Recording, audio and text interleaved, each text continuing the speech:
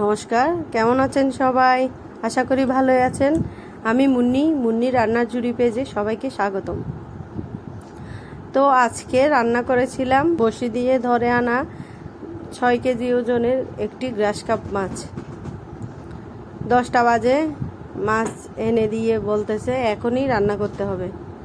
তো বরের আবদার রাখতে মাছ রান্না করছি সহজভাবে।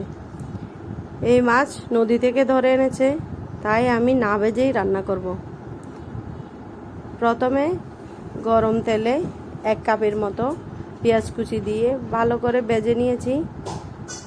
তারপর দিয়েছি টমেটো কুচি কুচি করে দিয়ে ভেজে নিয়ে অ্যাড করে দিয়েছি মশলাগুলো।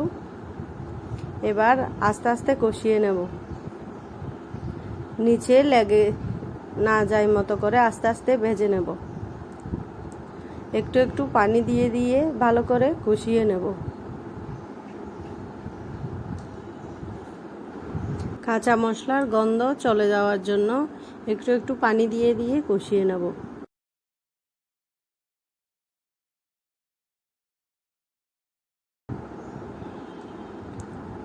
আপনারা দেখলেই বুঝতে পারবেন একটু একটু কিভাবে পানি অ্যাড করে নিচ্ছি। মশলা কষে আসলে দিয়ে দেব পরিমাণ মতো লবণ দিয়ে যখন তেল উঠা ভাপ হয়ে আসবে, দেখুন কি সুন্দর কালার এসেছে। তারপর দিয়ে দিয়েছি মাছগুলো।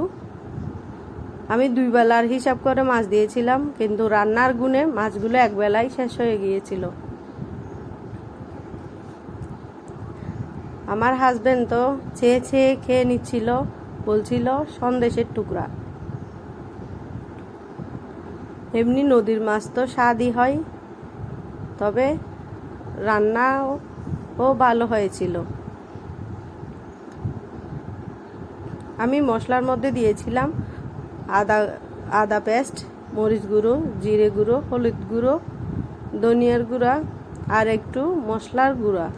রাঁধুনি মাছের মশলা যেটা আছে সেটা দেওয়ার অবশ্যই চেষ্টা করবেন। এই মশলা ইউজ করলে স্বাদ বেড়ে দ্বিগুণ হয়ে যায়। এবার পানি অ্যাড করে দিব পরিমাণ মতো।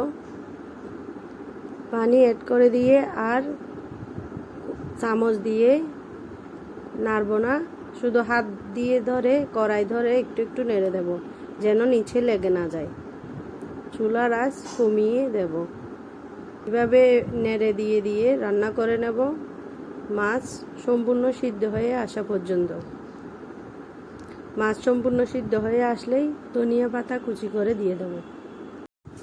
রেডি হয়ে গেল অসাধারণ স্বাদের গ্রাস কাপ মাছ।